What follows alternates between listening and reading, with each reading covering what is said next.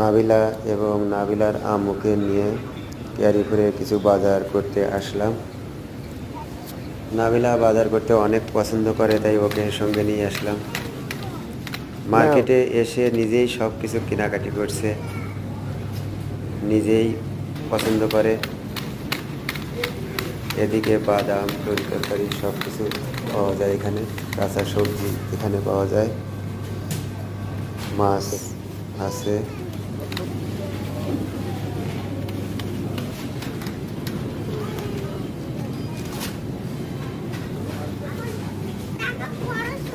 আম্মুর সঙ্গে মজা করছে, বাজার উঠাচ্ছে, নিজেই হারমানাতে রাখছে, গাড়িটা নিজেই চালাবে।